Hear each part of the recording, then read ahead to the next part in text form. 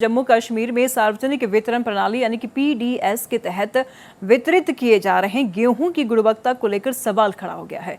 कश्मीर के किश्तवाड़ जिले के मरवाह और वारवन इलाकों में वितरित गेहूं के सैंपल भारतीय खाद्य सुरक्षा और मानक प्राधिकरण यानी कि FSSAI की जांच में निर्धारित मानकों पर खरे नहीं उतरे हैं। नेशनल फूड लैबोरेटरी गाजियाबाद की जांच में गेहूं में फॉरेन मैटर, मिनरल मैटर और एरोगेट प्रभावित दोनों की मात्रा निर्धारित सीमा से काफी अधिक पाई गई है। इसके बाद खाद्य नागरिक आपूर्ति एवं उपभोक्ता मामले ने किश्तवाड़ में करीब 1 क्विंटल 1545 क्विंटल गेहूं का स्टॉक बदलने के निर्देश दिए हैं। वहीं मरवाह में तकरीबन 895 क्विंटल और वारवन में 650 क्विंटल गेहूं प्रभावित पाया गया। विभाग ने FCI को खराब गुणवत्ता वाले स्टॉक को तत्काल उठाकर उसकी जगह अच्छी गुणवत्ता का गेहूं उपलब्ध कराने के निर्देश दिए हैं। मामला सामने आने के बाद FCS और CA ने drugs and food control organization को JNK के विभिन्न FCI गोदामों से गेहूं के सैंपल की जांच के आदेश दिए हैं। जांच के लिए जम्मू, सांबा, कठुआ, उधमपुर, रियासी, डोडा, किश्तवाड़, राजौरी, पूंछ के साथ ही कश्मीर संभाग के कई इलाकों में सैंपल लिए जाएंगे। जम्मू कश्मीर में सार्वजनिक वितरण प्रणाली यानी कि PDS के तहत वितरित किए जा रहे गेहूं की गुणवत्ता को लेकर सवाल उठने के बाद FCI के रीजनल ऑफिस के जनरल मैनेजर IK चौधरी से हमारे संवाददाता रवि शर्मा से खास बातचीत की। उन्होंने क्या कुछ कहा, सुनिए।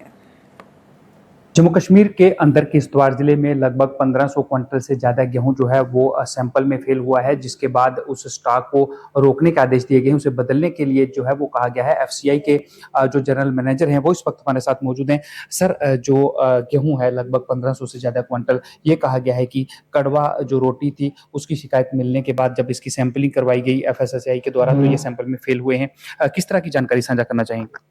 देखिए, ऐसा है कि हमारे यहाँ पे जो क्वालिटी पैरामीटर्स की चेकिंग है डिपो लेवल पे वो लगातार की जाती है। हमारे यहाँ एक बड़ा रोबस्ट सिस्टम है, क्वालिटी कंट्रोल का पूरा स्टाफ है, उसमें नीचे से लेकर ऊपर तक क्वालिटी कंट्रोल का स्टाफ हमारे पास है।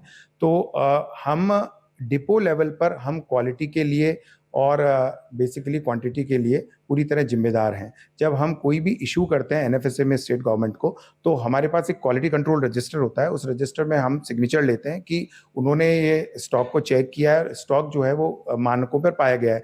उसके अलावा हम एक सैंपल उनको भी देते हैं और एक सैंपल हम भी अपने पास रखते हैं। मेरी मजबूरी ये है कि एक बार जब वो गेहूँ हो या चावल हो मेरे गेट से बाहर निकल जाता है डिपो से, उसके बाद वो कहाँ जाता है, कहाँ स्टोर किया जाता है, किन हालात में स्टोर किया जाता है, वो हालात में मॉइस्चर उसमें बढ़ जाता है, घट जाता है, वहाँ पे पेस्ट होते हैं या नहीं होते हैं, किस प्रकार से डिस्ट्रीब्यूट किया जाता है, वो बदला जाता है, नहीं बदला जाता है, वो मिल में जाता है तो उसी को पीसा जाता है, फिर पीस कर उसको किस तरह प्रिजर्व किया जाता है, क्या सही तरह की पैकेजिंग की जाती है।